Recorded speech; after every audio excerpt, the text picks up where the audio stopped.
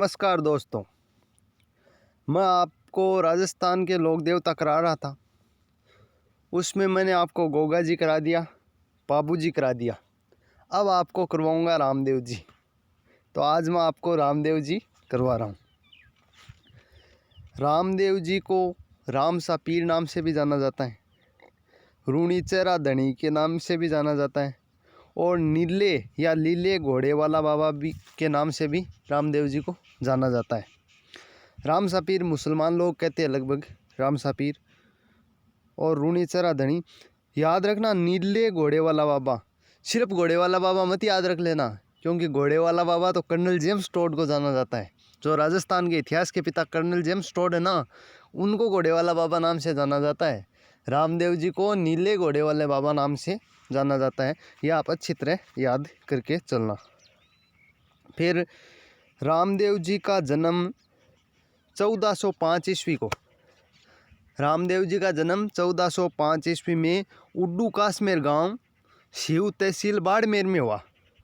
याद रखना, उड्डू काश्मीर गांव, शिव तहसील बाड़मेर। आप याद करके चलना, एक कॉपी पेन साथ में रखना, उसमें अच्छी तरह नोट्स बनाना, फिर याद करना। आप कोई भी एग्ज़ाम दे लेना, उसमें रामदेव जी का प्रश्न इससे बाहर नहीं जाएगा, ये मैं आपको विश्वास दिलाता हूँ। इससे बाहर आज तक के पेपरों में देख लेना, और जो पेपर दोगे, कहीं कोई पेपर दे लेना जिसमें राजस्थान के लोक देवता आता है, उसमें रामदेव जी का प्रश्न इससे बाहर नहीं जाएगा। इसलिए इनको अच्छी तरह याद करके चलना। राजस्थान में रामदेव जी का जन्म भाद्रपद शुक्ल द्वितीया, भाद्रपद शुक्ल द्वितीया को हुआ था। ठीक है, जिसे बाबेरी बीज और बाबेरी दूज नाम से जानते हैं। बाबेरी बीज और बाबेरी दूज नाम से जानते हैं। बाबेरी दूज गुजरात में कहते हैं, वैसे दूज हमारे यहाँ कहते हैं और बीज उस साइड में कहते हैं। रामदेव जी को कृष्ण या विष्णु का अवतार माना जाता है। अच्छी तरह याद रखना, मैंने बताया था बाबू जी को लक्ष्मण का अवतार माना जाता है। कई बार प्रश्न पूछा जा चुका है और पूछने की संभावना भी है। अच्छी तरह याद रखना, बाबू जी को लक्ष्मण का अवतार माना जाता है और रामदेव जी को कृष्ण या विष्णु का अवतार माना जाता है। और रामदेव जी को अर्जुन के वंशज के रूप में पूजा जाता है। रामदेव जी को अर्जुन के वंशज के रूप में पूजा जाता है। बाबू जी को राव सिंह के वंशज माना जाता है और लक्ष्मण के अवतार, और रामदेव जी को कृष्ण या विष्णु के अवतार माना जाता है और अर्जुन के वंशज के रूप में पूजा जाता है। अब कृष्ण का बड़ा भाई कौन था? बीरमदेव। सॉरी, कृष्ण का बड़ा भाई था बलराम, और रामदेव जी का बड़े भाई कौन थे? बीरमदेव। तो रामदेव जी के बड़े भाई बीरमदेव को बलराम का अवतार माना जाता है। रामदेव जी को कृष्ण का अवतार माना जाता है, बीरमदेव को बलराम का अवतार माना जाता है। दोस्तों, बीरमदेव को बलराम का अवतार माना जाता है। अब हम बात करते हैं रामदेव जी के माता पिता की, पत्नी की, गुरु की। तो दोस्तों, रामदेव जी के पिता का नाम था अजमाल जी तंवर। याद रखना, पिता का नाम था अजमाल जी तंवर, माता का नाम था मेणा दे, पत्नी का नाम था नेतल दे, जो अमरकोट के दले सिंह की पुत्री थी। यह नहीं याद रखो तो पत्नी का नाम जरूर याद रखना, नेतल दे। और गुरु का नाम था योगी बालीनाथ। रामदेव जी के गुरु का नाम था योगी बालीनाथ। योगी बालीनाथ का समाधि स्थल जोधपुर की मसूरिया पहाड़ी है, वहाँ पर है। याद रखना, जोधपुर की मसूरिया पहाड़ी पर योगी बालीनाथ का समाधि स्थल है, और वहीं रामदेव जी का बड़ा मंदिर भी है। ऐसे आप याद रख के चलना। अब दोस्तों, सातलमेर में एक भैरव नाम का राक्षस था। रामदेव जी की जीवन की एक घटना बताता हूँ मैं आपको। सातलमेर नाम की जगह थी, वहाँ भैरव नाम का राक्षस था। यह आपको जो दिखाई दे रहा है, ये भैरव नाम का राक्षस था। ये क्या करता था? मनुष्यों को परेशान करता था, उनकी बलि लेता था, खा जाता था, लोगों को परेशान करता था। इसलिए रामदेव जी उड्डू काश्मीर से कहाँ सातलमेर आए, और सातलमेर में आके भैरव राक्षस का वध किया। वध करके सातलमेर को पोखरण नाम से बसाया। ठीक है, और पोखरण फिर रामदेव जी ने अपनी बहन सुगना को दहेज में दे दिया। ठीक है, फिर रामदेव जी आए भाई हमारे माना जाता है कि जो बहन को दहेज में जब भाई दे देता है तो बाद में वहाँ का काम में नहीं लेता है, उसको उसके गांव का पानी भी नहीं पीता, इसलिए पोखरण को छोड़ के रामदेव जी आए फिर रूणीचा में रामदेव जी को एक डाली, पेड़ की डाली के बंधी हुई एक लड़की मिली, तो उसका नाम डालीबाई मेघवाल रख दिया। ठीक है, जो आगे जाकर रामदेव जी की मतलब शिष्या बनी, पूजा करती थी।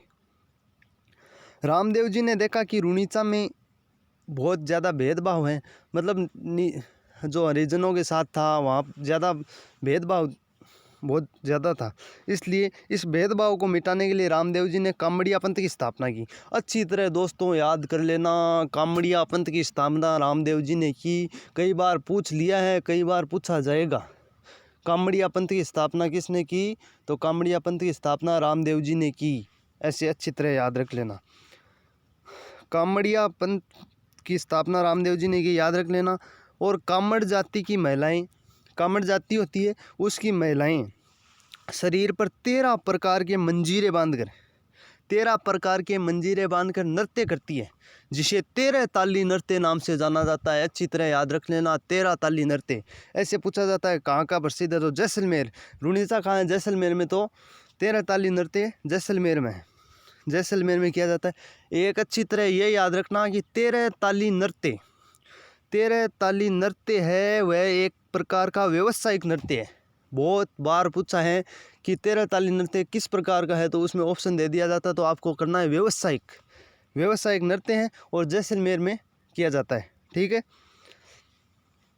अब रामदेव जी के डालीबाई भक्त हुए तो मेघवाल जाति में, तो उन भक्तों को रामदेव जी के जो मेघवाल जाति के भक्त है उनको रीकिया कहा जाता है। रीकिया अच्छी तरह याद करना, मेघवाल जाति के भक्त रीकिया कहा जाता है। मैं आपको इसी टाइम यहीं याद करा दूंगा, आपको बस दोबारा रिवीजन सिर्फ करना है। मेघवाल जाति के भक्त रामदेव जी के रीकिया, और रामदेव जी के पैदल जाने वाले यात्री होते हैं उनको कहा जाता है जातरू। पैदल जाने वाले यात्रियों को क्या कहा जाता है दोस्तों? जातरू। रामदेव जी के जो भजन गाए जाते हैं उन्हें ब्यावला कहा जाता है। रामदेव जी के जो भजन गाए जाते हैं ना, उन्हें ब्यावला कहा जाता है। आपको ये याद करके चलना है। अब एक और घटना बताता हूँ आपको रामदेव जी के जीवन की। एक बार मक्का और मदीना से 5 पीर आए थे, तो वो रूणीचा आ गए। रूणीचा में रामदेव जी के पास गए, तो रामदेव जी ने उन्हें कहा भोजन करो। तो उन्होंने कहा भाई भोजन हम करते हैं निश्चित पात्र में, और वो पात्र हम मक्का और मदीना वहीं भूल कर आ गए, वहीं छोड़ आए। यदि वो हमें पात्र मिल जाए तो हम भोजन कर सकते हैं, और वरना तो हम भोजन नहीं करेंगे। तो रामदेव जी ने क्या किया, अपने चमत्कार से उन सभी पात्रों को अपने चमत्कार से, मक्का से चमत्कार दिखाकर उन सभी पात्रों को पंचपीरों के आगे लाकर रख दिया। तो इस प्रकार वे पंचपीर प्रसन्न होकर उन्होंने कहा कि मैं तो हाँ पीर हर थे ओ पीरा का पीर इकहत्तर, इसलिए रामदेव जी को कहा जाता है पीरों का पीर। अच्छी तरह याद रखना। रामदेव जी के जो चमत्कार होते हैं उनको पर्चा नाम से भी जाना जाता है। तो कई बार बुक में मिल जाएगा आपको पर्चा, तो आप समझ जाना ये चमत्कारों को ही पर्चा कहते हैं। ठीक है, फिर रामदेव जी एकमात्र दोस्तों ऐसे लोक देवता है जिन्होंने एक पुस्तक या ग्रंथ लिखा है, उसका नाम है 24 वाणियाँ। अच्छी तरह याद कर लेना, अच्छी तरह। रामदेव जी का ग्रंथ है 24 वाणियाँ, और मात्र ऐसे एक ही लोक देवता है जिन्होंने ग्रंथ लिखा और बाकी ने ग्रंथ नहीं लिखा। तो 24 वाणियाँ रामदेव जी का एक ग्रंथ है। रामदेव जी के 5 अन्य मंदिर है।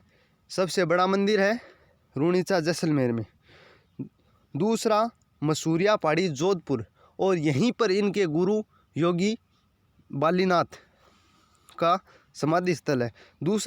तीसरा है सुरता खेड़ा चित्तौड़गढ़, और चौथा बिराटिया पाली। अच्छी तरह याद रखना। और 5वां गुजरात में, जिसे छोटा रामदेवरा या मिनी रामदेवरा नाम से भी जाना जाता है। ठीक है, रामदेव जी को दोस्तों कपड़े के घोड़े भी चढ़ाए जाते हैं। और रामदेव जी की जो ध्वजा होती है वो 5 रंगों की होती है, जिसे नेजा नाम से जाना जाता है।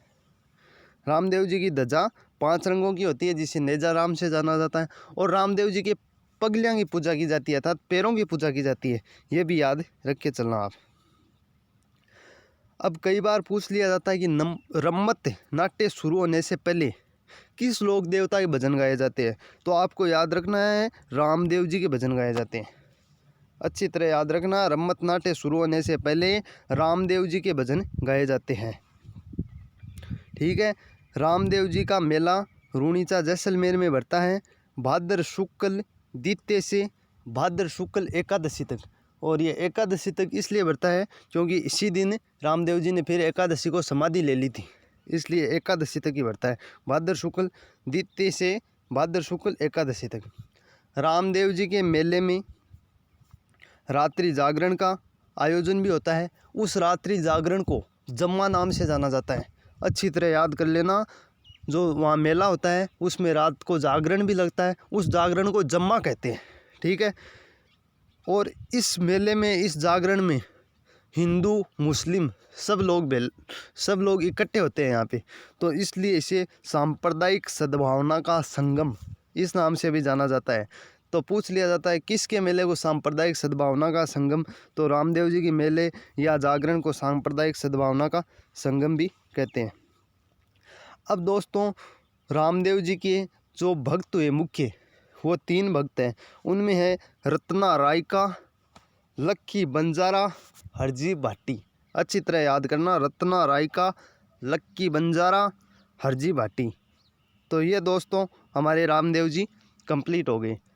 मैंने गोगा जी करा दिया, पाबू जी करा दिया, आज रामदेव जी करवा दिया। ऐसे ही आपको पूरी कल्चर का मैंने वादा किया है, वो वादा मैं पूरा करूँगा यदि आप भी इस वीडियो को शेयर करो, सब्सक्राइब करो चैनल को, और ज़्यादा से ज़्यादा लाइक करो, जिससे हमें भी मोटिवेशन मिले और हम और ज़्यादा फुल एनर्जी के साथ आपको ऐसे वीडियो बना के दे विद ट्रिक्स के साथ। दोस्तों धन्यवाद।